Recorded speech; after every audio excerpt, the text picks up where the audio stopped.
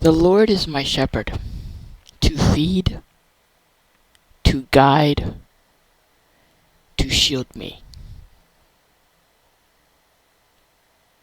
This is the friend.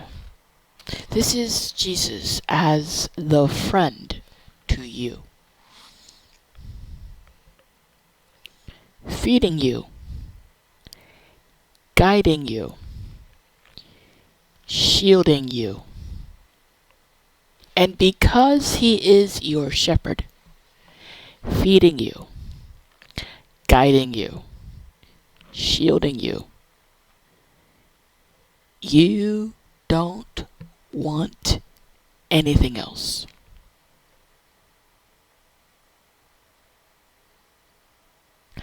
But if you've got a spirit spouse, it's going to show you all the other things you need to have, or that you want to have, and that your wants have to be filled.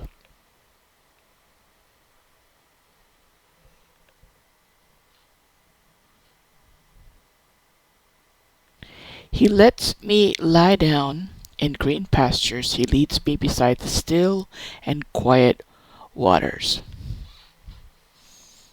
Anybody ever followed a river?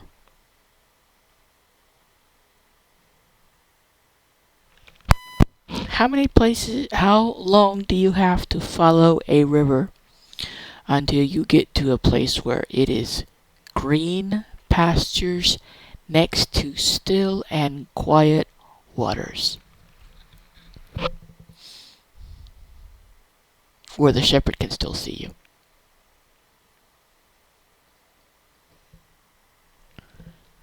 You've heard the phrase, the grass is greener on the other side. Spirit spouse is all about showing you other places, other people you could talk to.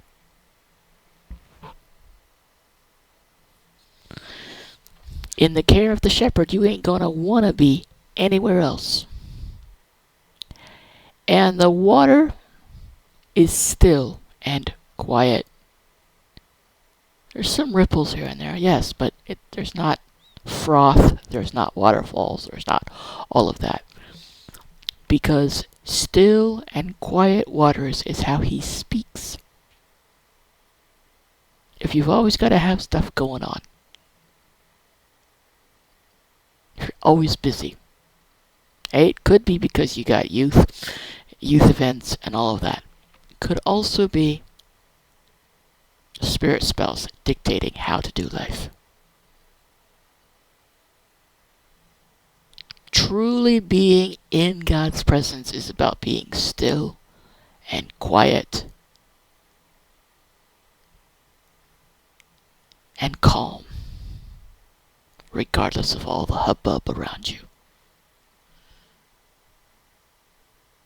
He refreshes and restores my soul, which is your life, leads me to the paths of righteousness for his name's sake. This last line is key. Refreshing and restoring the soul, that's good. Everybody needs refreshing and restoring of the soul. But being led into paths of righteousness where he's the only one who gets the praise for it.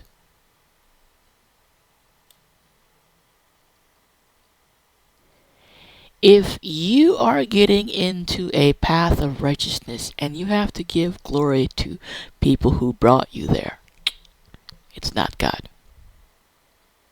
If you are going through a place and you gotta tell people about this amazing level of holiness that God is doing in you,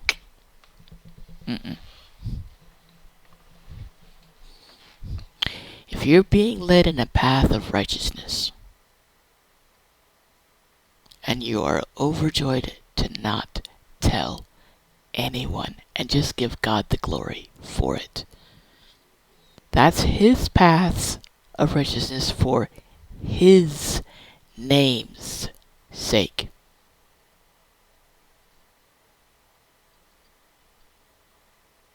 Anything other than that, it's not his name.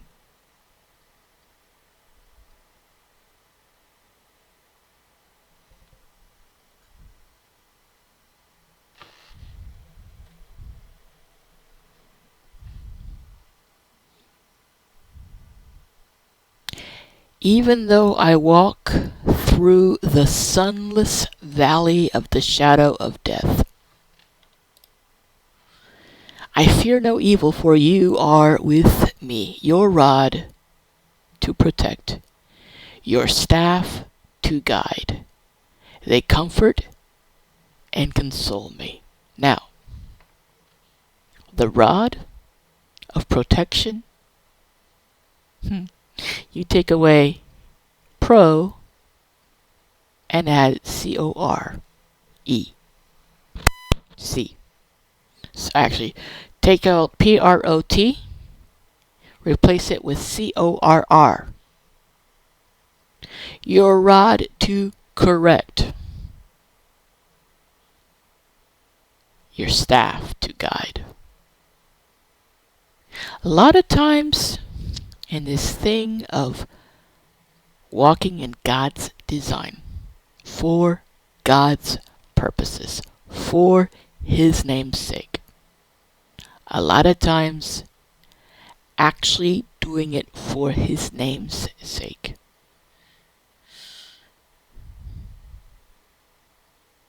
means there's a lot of correction. And if you go into the level of correction and you're doing it because of His name, not yours, not someone else's, His name.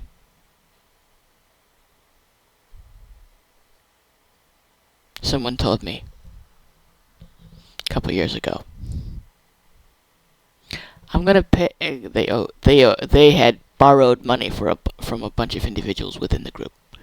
Told me, I'm gonna pay it back by the grace of God. I said, you didn't take it by the grace of God. I don't expect you to give it back in the grace of God. Because the grace of God is Holy Spirit. You didn't ask Holy Spirit to borrow from these people. They, out of the kindness of their heart, gave it to you. But you didn't ask Holy Spirit. And you ain't about to follow Holy Spirit to repay it.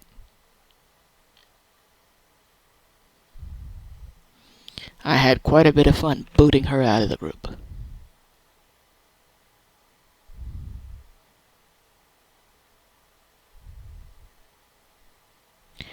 Doing things by the grace of God means that Holy Spirit is the only influence in your life.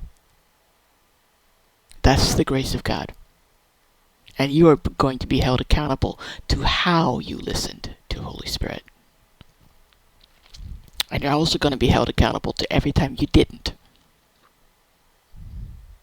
Now, the grace of God is not a covering to do however you want.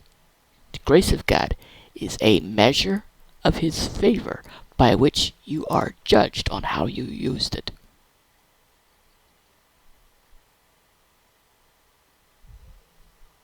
You prepare a table before me in the presence of my enemies. You have anointed and refreshed my cup with oil. My cup overflows. This thing about preparing a table before you in the presence of your enemies, that has far more to do with authority. You see, being in the table of your enemies, it's not food.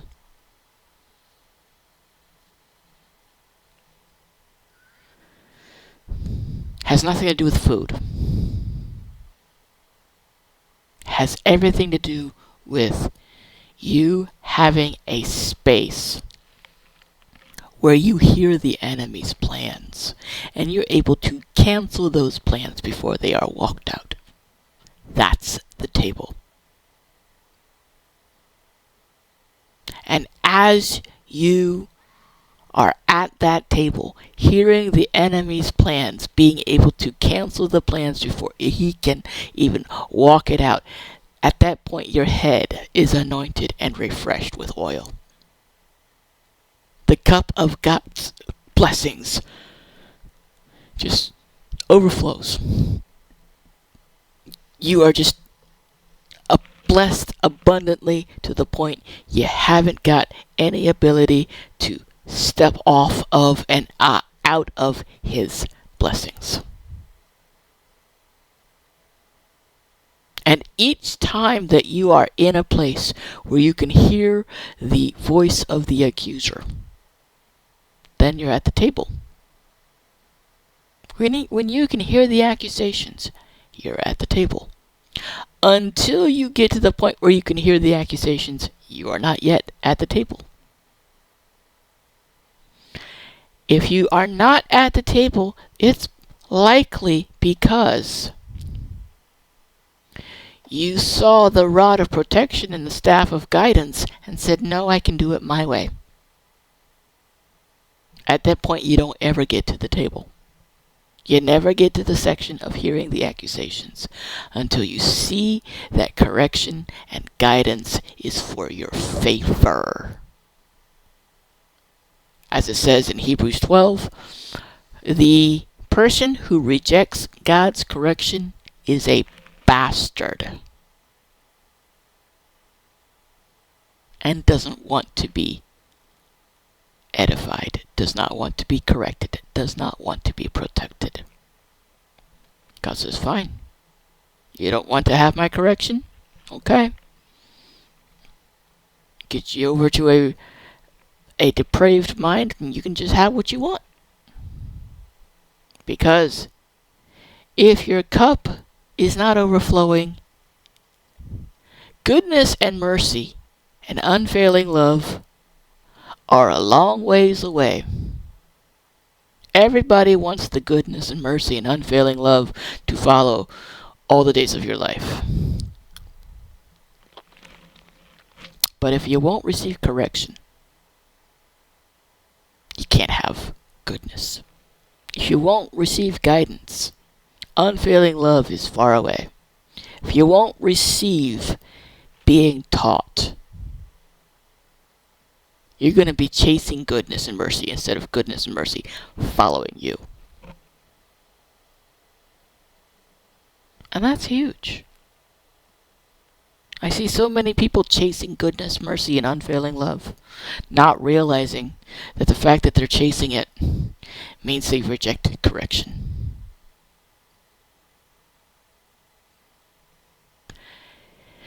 And I will dwell in the house, I will dwell forever in all my days in the house and in the presence of the Lord. House of the Lord is the court of heaven.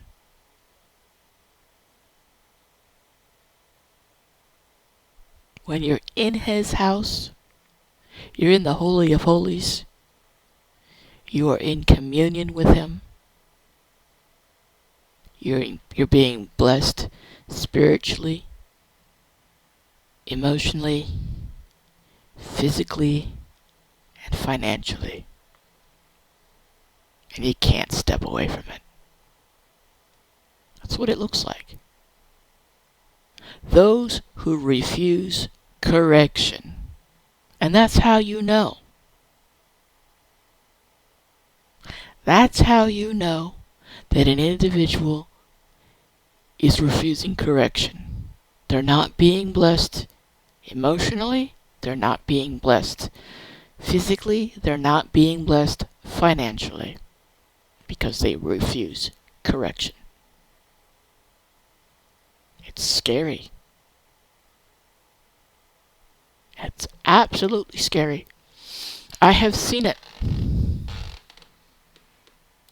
several times in the group within the past 2 years. I've seen it a couple of times in the past 2 months. Truly receiving correction.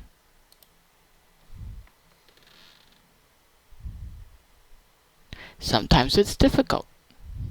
Sometimes it's easy. But truly receiving correction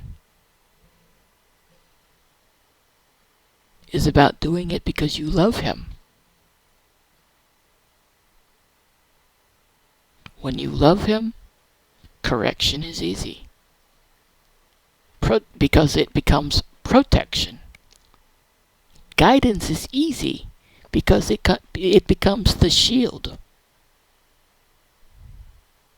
Those who do not want protection or guidance.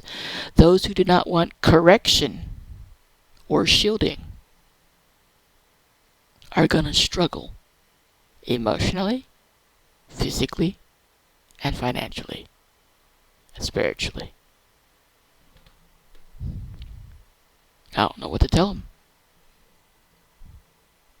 So, I see Andrea popping in and out like like she's doing hopscotch. It is getting up close to the near midnight mark, and my voice is a bit shot. So, thank y'all for. Sorry, Andrea. You popped in with companion mode, and I'm about to shut her down. So,